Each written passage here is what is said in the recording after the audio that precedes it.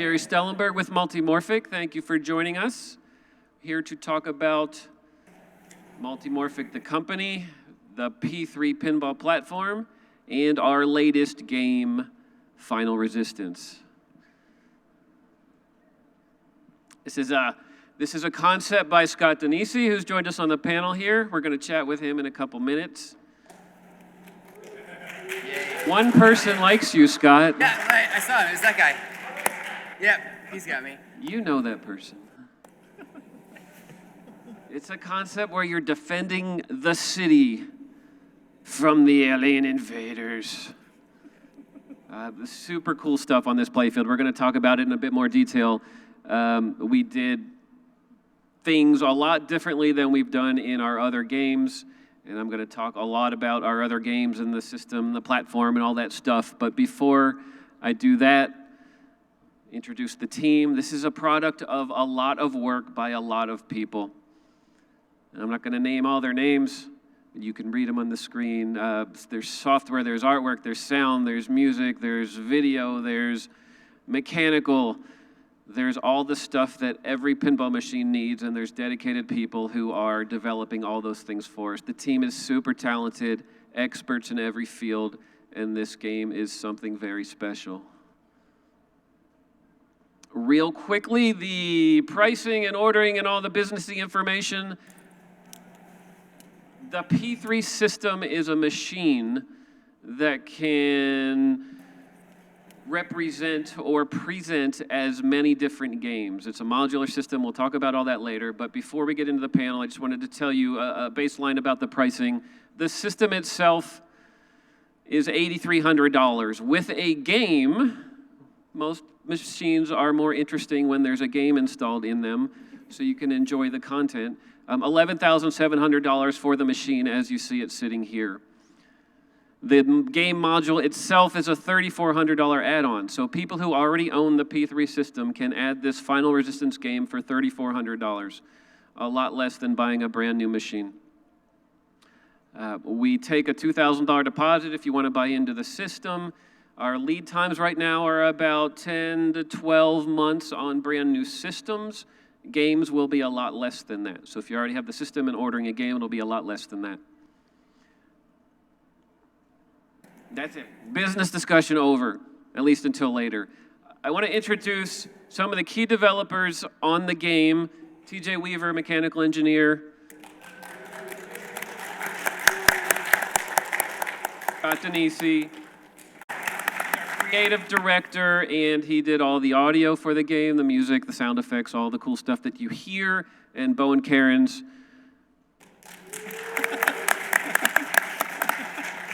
who helped design the rule set for the game. Expert player, expert rules discussions. World champion.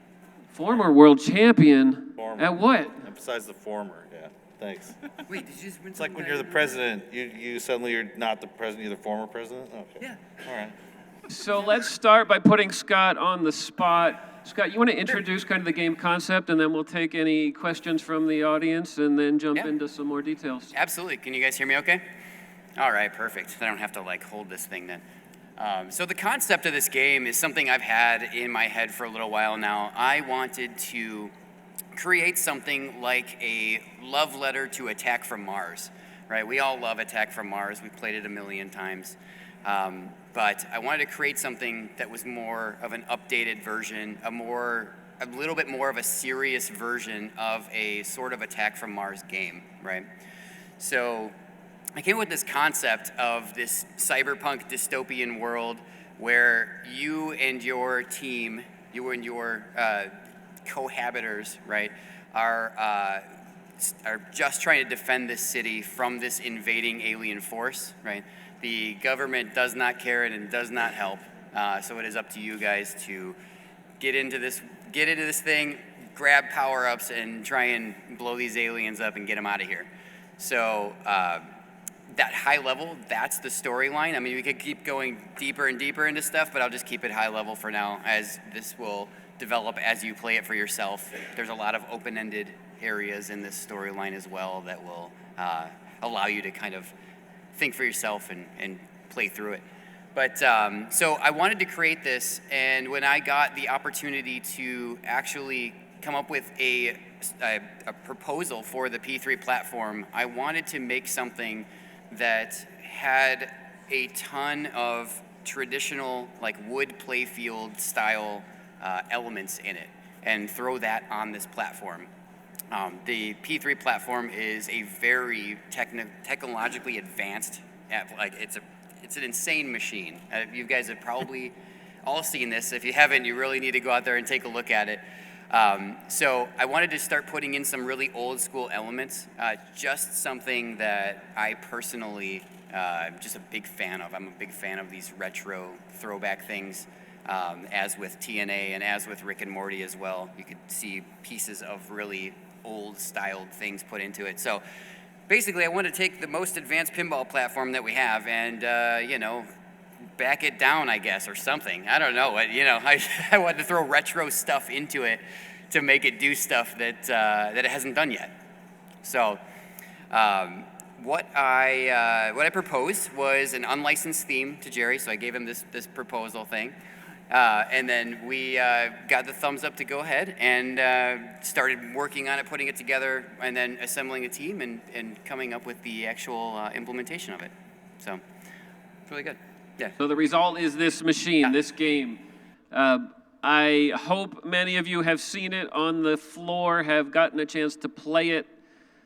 What I'd like to do is if you have any questions you'd like to ask the panel members, let's talk mechanical design. It's got one of the coolest toys ever developed in the history of pinball, this huge alien ship that has defenses, it has offenses, it can protect itself from you, it can attack you in many different ways.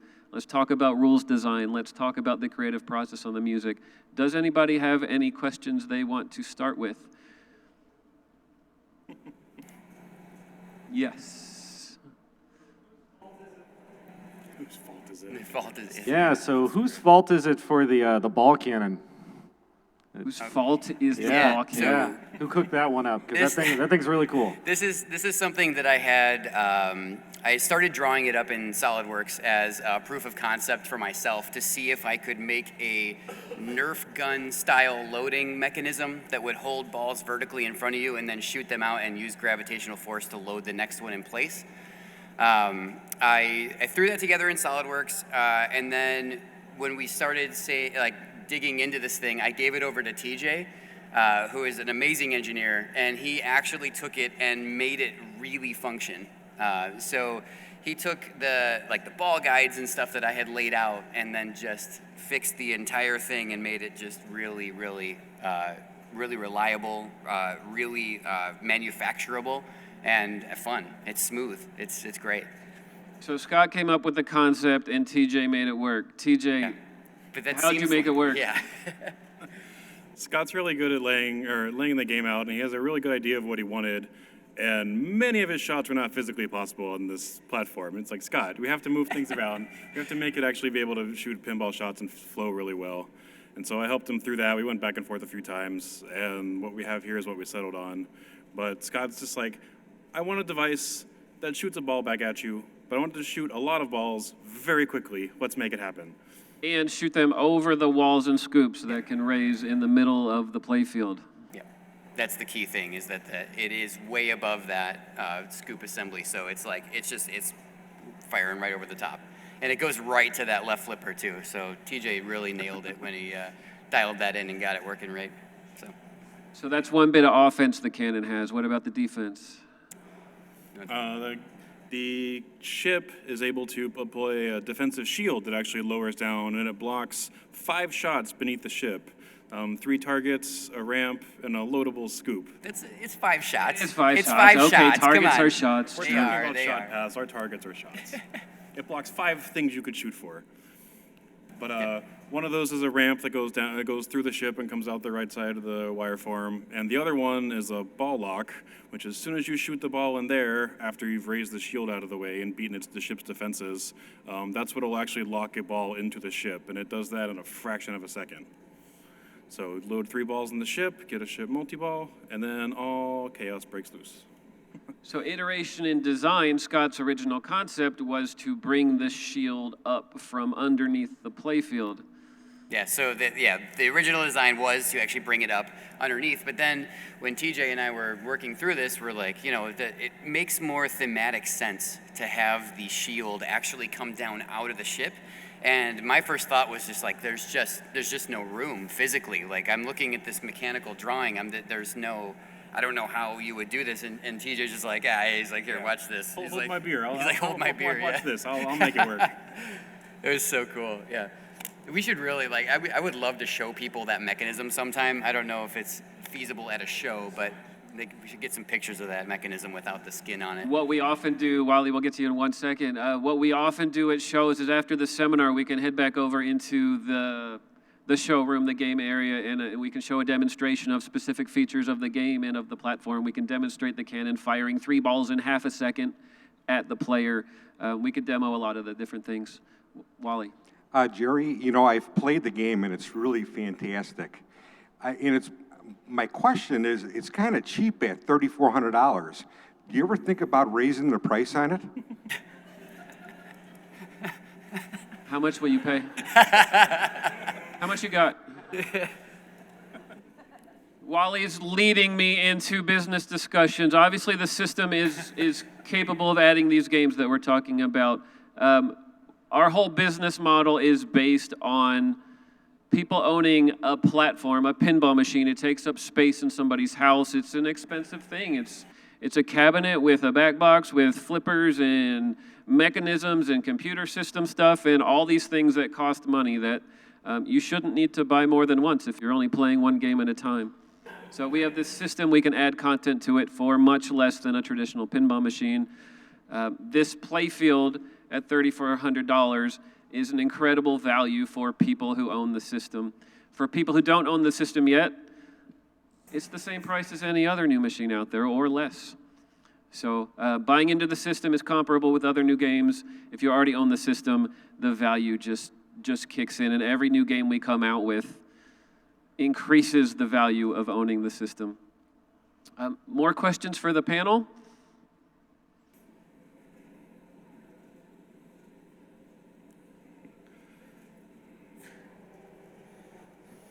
Hey, so I guess I'm not sure how to phrase this, but the P3 has the ability to use Bluetooth headsets, and which gives you a much better stereo image. But I don't think that a lot of games take that into account, like maybe having the right sling come through your right ear, because normally you're hearing it, 2 speakers right in front of you. Do you have any kind of considerations for like a more stereo-rich sound effects package? Music is usually in stereo, but yeah. So the sound effects are in stereo. They are not, though, limited to, like if you hit a right orbit, they're not limited to position. So if you're hitting a slingshot, it's not going to fire just out of the right or left channel. This is done on purpose, though, because the actual things that are in, the actual speaker systems that are in these pinball machines don't really do well with that. You're basically just going to be cutting down the volume if you just limit, to one side or the other. In headphones, though, it does kind of make sense to do that, but I think overall, it's not going to be that, dramatic of something to actually put effort into. But all of the sound effects, all of the music, it's all done in stereo. It has different stereo widths. I use something called a stereo imager to drag and make things sound wider than they actually are, which you will notice with headphones on, but you will not notice when it's on machines because the speakers are so close.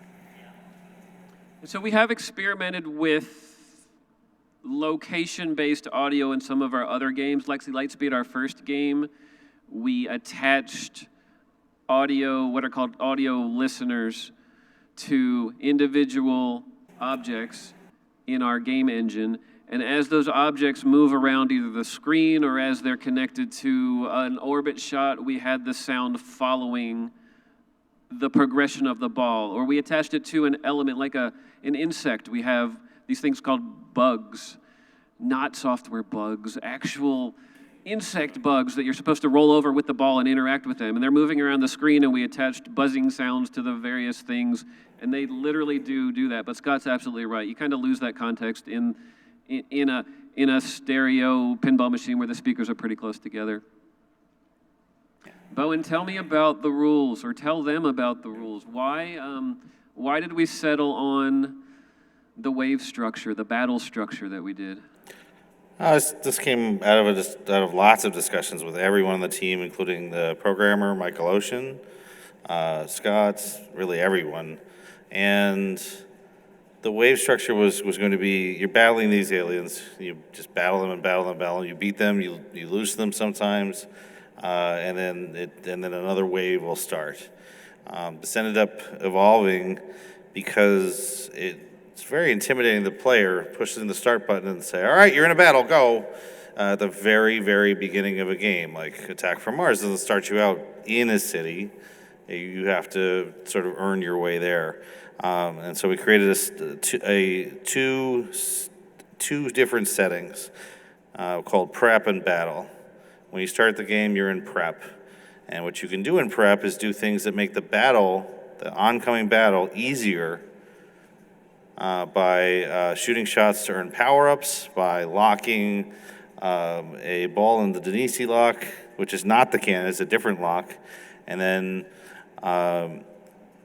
when the battle comes, you can then cash in some of those things that you earned to have 2 balls in your battle instead of 1 ball, or to be able to fire a shotgun that will clear out multiple shots at once, or these other power-ups. So the back and forth between the prep and the battle ended up being very satisfying, where you spend some of your time trying to make things easier on yourself for the battle, and then during the battle, you act. The other thing we get by doing this is we get to take advantage of the P3's ball system. So when I put a ball in a scoop or in a lock or something like that, I actually put the ball into the P3's trough. I dump it. But there are 15 balls. That means I can kick 17 balls? 17. Install 17 balls, this game says. That's prime time. You can kick that ball out from wherever you want, from the left side, from the scoop firing at you, from a friendly vuck, or from the cannon. And so we vary that. When you're in prep, the kickouts are more friendly. When you're in battle and it's time to fight the aliens are badasses and they're trying to kill you, so all those kickouts are going to be that much harder, and it feels like a different game when you're in those battles. The colors change, the point values change, things are much more valuable in battle, but it's also more liable for you to drain during a battle. I also, Dave, who wants to talk about the Yagov? Before you talk about Yagov, one of the things that I really like about the battle structure in this game is it's semi-realistic to how you would feel if an alien invasion was happening.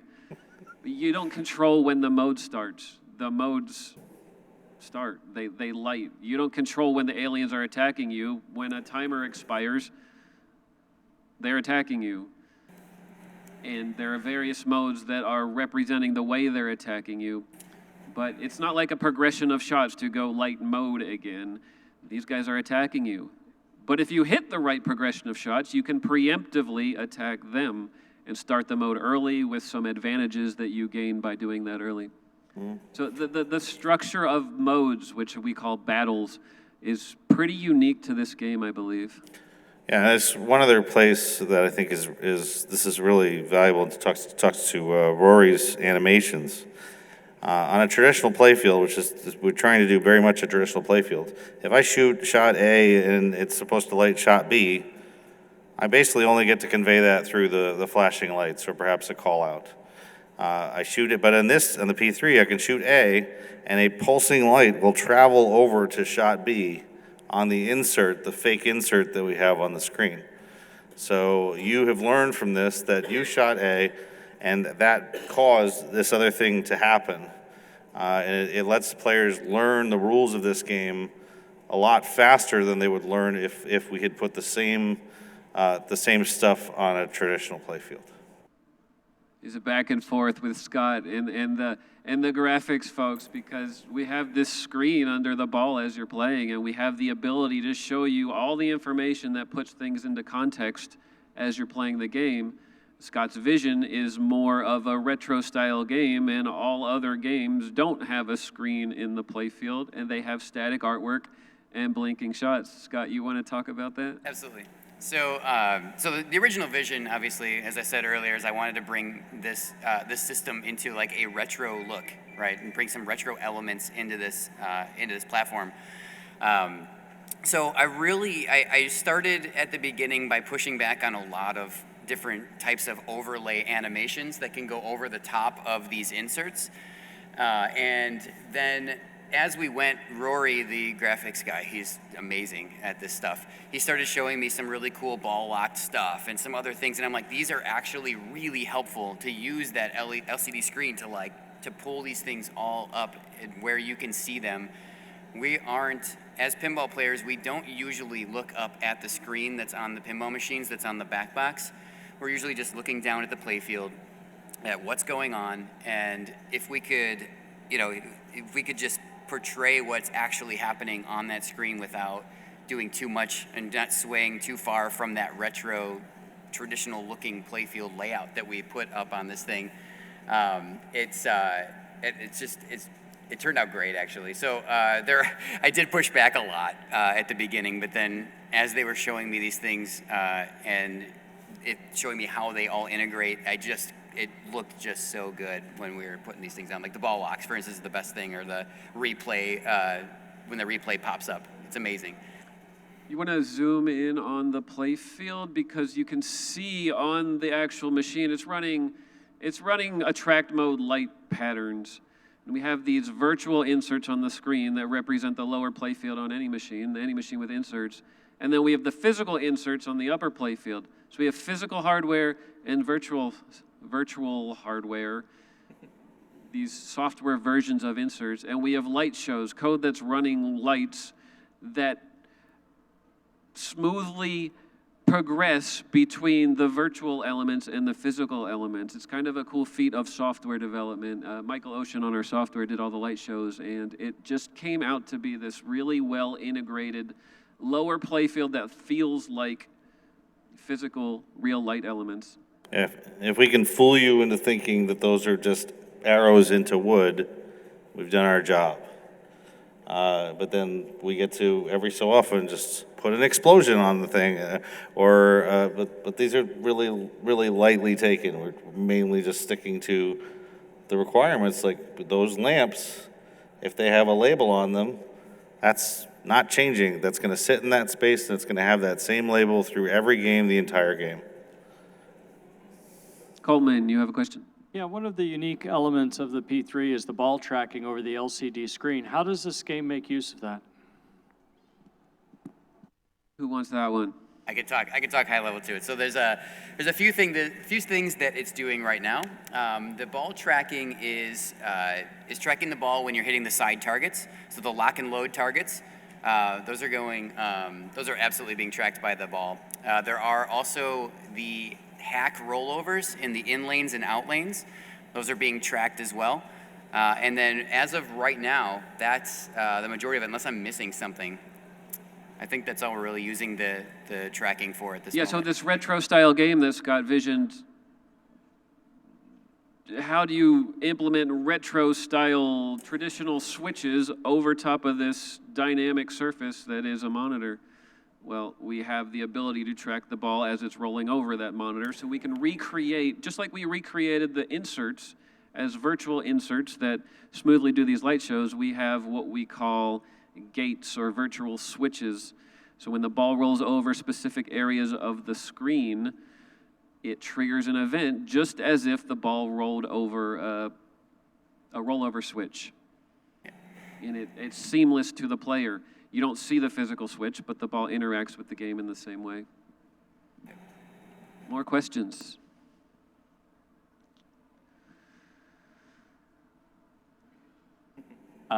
Besides what we see on the floor today for the demos, is there anything else coming for the game? Any other features or modes? Can I talk about one of those? Can I talk Maybe, about maybe some? not. He's like, Jerry doesn't want me to tell.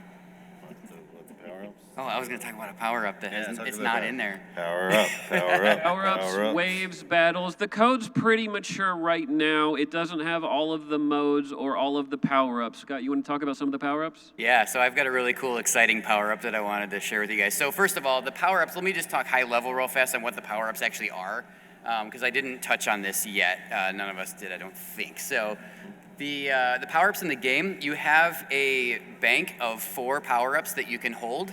And that is right in the middle of the screen. If there is a picture of that, there's it's right, it's right in the middle above the flippers there. We'll see if it'll pop up on the screen there. Can you soon. switch to the camera? There we go. So you can see those right there. There's 4 slots right in the middle. These power-ups are interesting because you collect these along the way by doing stuff either by shooting some shots in prep mode or getting victories in battles. Some of them pop up in mystery, but you get these power-ups and you cash them in at any time by selecting them with the white buttons, which one you want, and you hit the launch button just like a smart bomb or a smart missile. Yeah, think like the Martian bomb and Attack from Mars, but we can select multiple different things if you have them earned. Yeah. And as of right now, I believe there's 4 or 5 implemented for this version for the TPF software. One of them that I'm particularly excited about is called Nuke, and what this does for you is she's shaking my head. It's because I'm excited about it. It's great. Yes. So it's a good one. It's a good one. Oh, it's badass. It is. It's A totally. good one. It's my favorite one. It's my favorite one because I don't know how to use it. It's cool. And we're all arguing. You guys Scott's don't even know what I'm favorite talking about yet. Power-up is the one no one's going to ever use. We're gonna use it. We're gonna figure out how to use it. So, all right, let me show you. Let me back up again before I tell you why we're arguing up here. It's gonna be very clear in a second. So, an example of one of the power-ups is a shotgun, right? So, if you select shotgun in your little inventory there and hit the launch button, the next shot that you make on the playfield, not only will it collect the shot that you made, but it's also gonna collect the shots next to it as well. So it's kind of like a spray, like a normal shotgun would, right? But there's this power-up that we talked about called Nuke, which I am very excited about, which is not in there yet. But when you activate that power-up, you don't even have to make a shot. You select the Nuke, and in your inventory, as soon as you hit that launch button, it collects every single thing that's lit on the playfield. It's basically like you hitting every single shot on the playfield. With the fact, though. So it's a smart missile, is that what you're saying?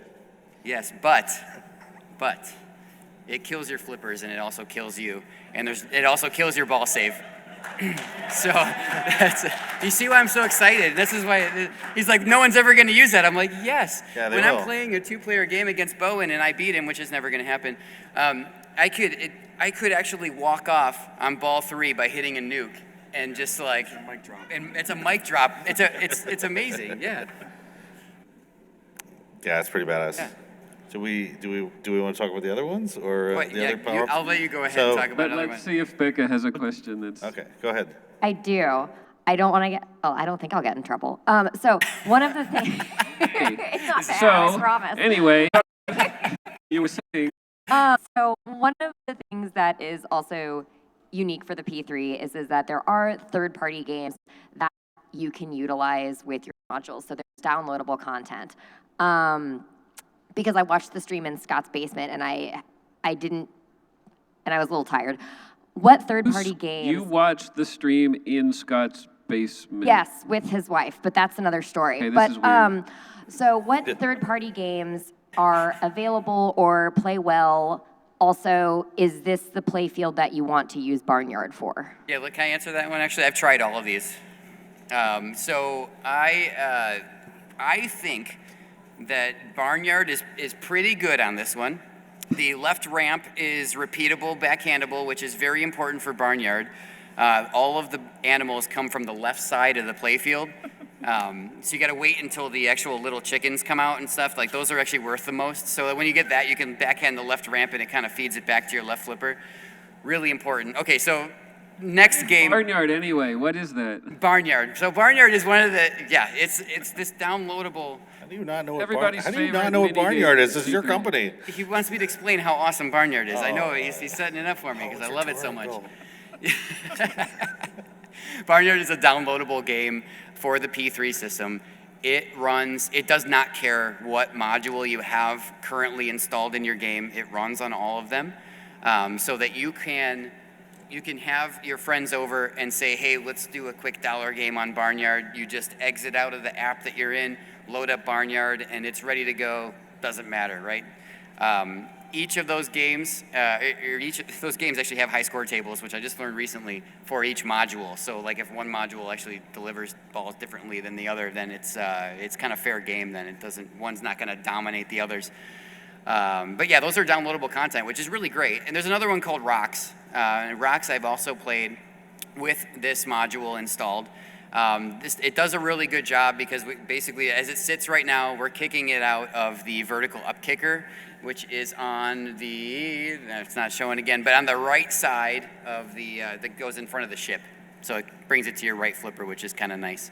I don't know if there's any plans for kicking it from somewhere else, but Jerry can probably answer that question. So no idea, but that Rocks is great with this game too. So mini games that work on any playfield. We have Barnyard, we have Rocks, we currently have Shoot and Scoot, and next year there may be a few more. A couple more, maybe one more, maybe no more, maybe more stuff. Any more questions for the panel before I jump into more company-specific stuff? Yes, Martin, there's a microphone behind you. Playfield's got static artwork on it and the inserts. How tempting was it to just break that every now and again and just change the labels on them? It's very tempting. It's very It's tempting. extremely tempting. Yeah, and I tried. I mean, we could easily have just said, "Hey, let's just do whatever we want," and whatever, and it would have been great. But to me, it would lose that perception of the fact that it is a static thing. There are little things that happen on the screens in the background there, but it's nothing major, and that's the way that. Edging and things like that. Yeah, it was really hard to hold back on that. Yeah. So, I mean, at least we have full RGB lighting. Yeah. Yeah. A lot of them. Oh wait, on our inserts, that is. Yeah, how many millions of them are there in that game? But also important was to recognize that this game is a spiritual successor to Scott's successful Total Nuclear Annihilation in many ways. And it was important to me with the rules to be very faithful to the core spirit of that. So for example, the playfield multiplier lights are the same as they were in Total Nuclear Annihilation, and it works the same. The number of balls you have in play is your playfield multiplier. The locks and the jackpots are in exactly the same place as they are in TNA, and you tend to hit them in exactly the same way as you would hit them in TNA. The battles are in kind of the same general structure. You start with something kind of light, and you work your way up to this moment of destruction and victory, and then you back through it and go again. And there may be 9 of those battles. So it's kind of like a TNA 2.0, but much better. And not a continuation of the storyline. So we'll just say that. So it's not. The storyline itself has nothing to do with TNA, but this style, this game, this whole vision is in the same genre of TNA, and I wanted to keep it close with that. And Bowen really made sure, and he held the guardrails against that to make sure that we kind of kept it along the same lines. So I'm going to hold off on more questions now. Sorry, Kim. 3 of them will be in the booth. They'll be next to the games pretty often throughout the show. If you have more questions, please come up and ask. If you have questions for me or whatever about the company, ask. I'm going to give a brief overview of some more platformy stuff, and we'll take some more questions, which can be to them or it can be to me, and then we'll wrap it up. So the P3 system. The P3 system is, in my mind, kind of what a video game console did for the video game industry back in the 80s. When was the first? Atari 2600. 80s, 70s? Vectrex. 70s, 60s? 40s, John? 70s. 70s early. So no one really, well, some of you probably do. Very few people buy Donkey Kong and Pac-Man and Mario Brothers stand-up arcade games anymore. What most people buy now is whatever, Nintendo, an Xbox, a PlayStation, those kind of things. So we took this, the industry back in the 70s, before I was born or something, took this video game concept, rolled it all into a single device, allowed somebody to buy this platform and then add game content to it. That's what we're doing for physical pinball. The physical machine you see here can replace a collection of pinball machines in your location, in your house. No longer do you need pinball machines in every bedroom. You can just buy one machine, add game content to it, and have the same multi-game experience, very quick game swaps and all that stuff. The price. We're the blue line, not the red line. The blue line, it costs similar money to any other new pinball machine to buy into the system. But after you own the system, every new game you add onto it is significantly less than buying a traditional machine, because you don't have to get the cabinet and another set of legs and back box and flippers and computer and LCD screen and all that stuff. So once you're in the system, into the platform, you get the advantage of all of the additional content that we create in the future, and you can also purchase any of the game content that we created prior. So people buying into the system for Final Resistance, or who bought into it for Weird Al's Museum of Natural Hilarity, also can buy and add Lexi Lightspeed, Cosmic Kart Racing, all the games I'll list out here in a little bit. We have the best industry in the business. We have a 2-year warranty. We'll make sure your game's running. We want your machine to keep running. When we come out with a new game, we want you to be able to buy it and install it in a working pinball machine.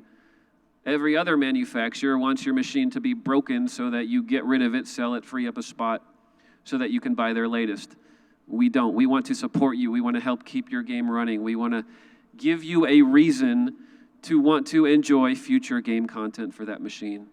So we put our money where our mouth is. We help everyone. TJ, our engineering staff, me, some of our technicians on the floor. We get on the phone. We help everyone through any problem they have to make sure their machines keep running. We'll give you Scott's personal phone number. He'll be happy to answer questions anytime. This is just like a Nintendo. Nintendo makes, Super Mario Brothers, and then other companies make game content for their machine. The P3 is an open platform machine, meaning we make game content, but also third parties can develop content for the machine. They can create game modules. They can also create add-on games, like the mini games we kind of talked about earlier. The games. 6 full playfield modules now. We call them full game kits. Final Resistance is the latest. Last year we launched Weird Al. Prior to that, Heist, Cosmic Kart Racing, Lexi Lightspeed, Cannon Lagoon. All very different playfield layouts, different shot paths, different features, different mechanics. We have some of the best physical ball locks in the industry. We have an 8-ball locking spaceship in Lexi Lightspeed. We have magnet locks in Cosmic Kart Racing. We've got a lock on the high wire form that the crane can pick up and Heist. In this game, we have the 3-ball cannon locking mech, and we also have the locking mech behind the drop target. All very unique and different. Weird Al has a 3-ball locking UHF camera, which is super cool. And the hamster wheel. And a hamster wheel that can hold onto a ball. Full game add-ons. So Sorcerer's Apprentice is a software add-on for people who own the Cosmic Kart Racing playfield. It's a completely new game set of software that runs on the same playfield module that people already purchased. So it's a $500, $499 download, installs on the machine, and gives people an entirely new and full rule set experience on that system. The mini games we talked about, Shoot and Scoot, Rocks, Barnyard. The Lexi Lightspeed Secret Agent Showdown is specific to the Lexi Lightspeed playfield. The other 3 run on any playfield. Then third-party games. These are games developed by not Multimorphic. These are games developed by other people. Some of our customers are into development, and they create games and share them with everybody. The middle one here, Drained, is an actual new playfield module that For Amusement-only games developed. We have it on display in the booth. You're welcome to come and see it. This is a module that we didn't design, we don't manufacture, but it works on the P3 system, and you can talk to the developer and order it separately and have a 7th game kit for your machine. Here's the pricing again, $8,300 for the base machine. Game kits vary depending on complexity. The $499 Sorcerer's Apprentice, and then mini games are a drop in the bucket compared to a new add-on figurehead that people like to put on their machines. A new boulder for Whitewater probably costs $300. Oof. Or a new decal for the topper. I think Rocks is $199. It gives you a whole new gaming experience. It implements the game Asteroids on a physical pinball machine. It's super cool and well worth the money. Yeah, and also with Sorcerer's Apprentice too, I just want to say one little thing real fast. So, Sorcerer's Apprentice is not just like a mini game that goes on this thing. It's a full game system, or it's a full game as it sits, like a software package. So it's basically turning your Cosmic Kart Racing playfield into another complete game, with massive depth and everything into it. So it's really cool. It's a really unique thing. Order now. Order now. Order now. So we have a 10 to 12 month build queue on the machines. You get in today, 10 to 12 months from now, we'll have your machine on the line, you get it. And oh, by the way, between now and 10 to 12 months from now, we're likely to have multiple new games for the system. If you wait until we release the next game, who knows how long the build queue will be at that point, and then you'll be waiting longer. So if you're at all interested in the system and want to get one into your home or location, I strongly advise you get in now. We're only asking for a deposit now. A $2,000 deposit locks your space in the queue, and then we take the rest of the payment when the machine enters production. Questions?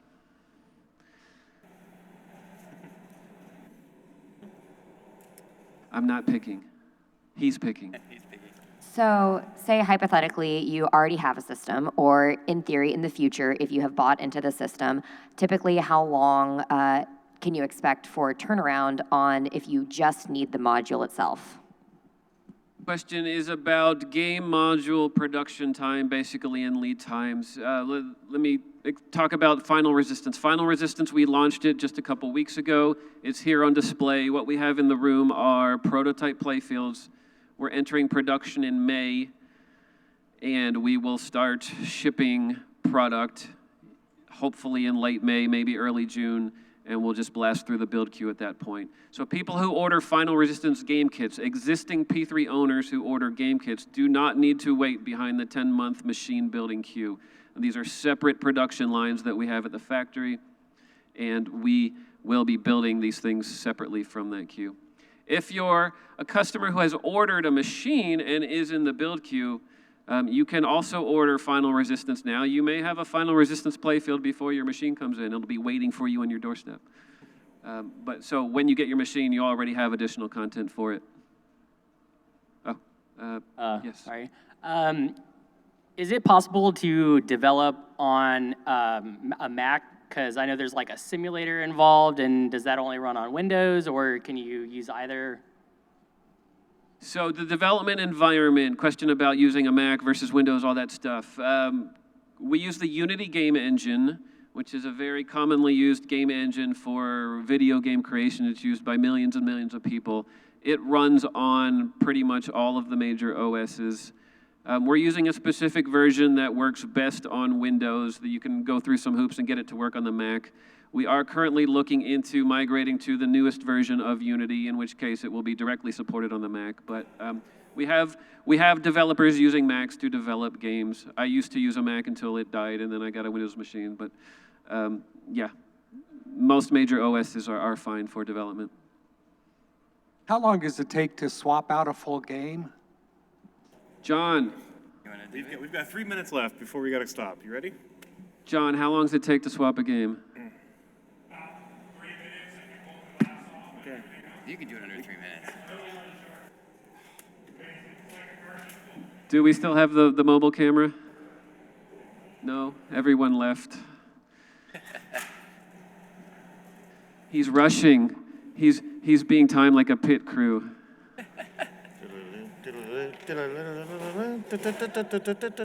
He once dropped a playfield on his foot, which is why he's wearing a boot.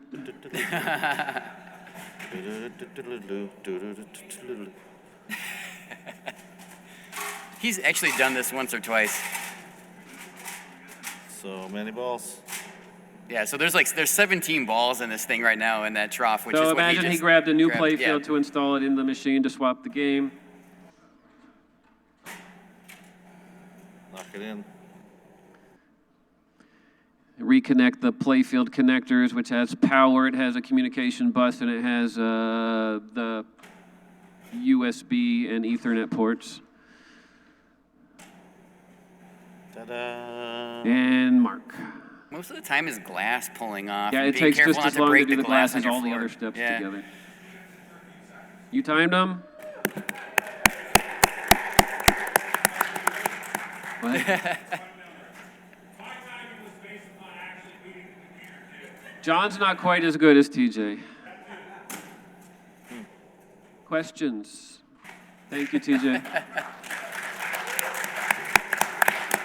I can do it in half that time, so don't take that as the final answer. Question in the back. All race distance.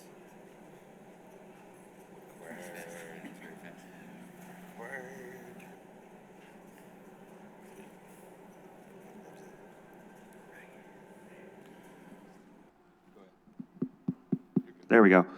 Hey, for your game development, do you have any compatibility with Mission Pinball framework?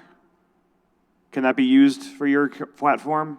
So our platform code, our P3 game development framework, is a descendant of the original PyProc game. For the technical people in the room, the original PyProc game code base that Jimmy Lipham, who's in the room, ported that over to C#. C# is what the Unity engine interfaces to easily. So our system, with all of the libraries we created to do the ball tracking and the mode queues and all the fancy stuff, is built on Unity with what we call NetProc machine. It is not integrated with Mission Pinball Framework, no.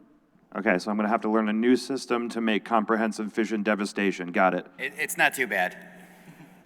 Where our development kit ships with a sample application and all of the libraries, and you can download it, click package, and it will create this application that you can install on your P3. It will work in 2 minutes. Then you can start pulling out some of this sample features and adding in all of the specific game content you want. So creating a game, we get you started, and then you just do the creative process. All right, they say we're out of time. Thank you all for joining us. We'll be over there in the showroom.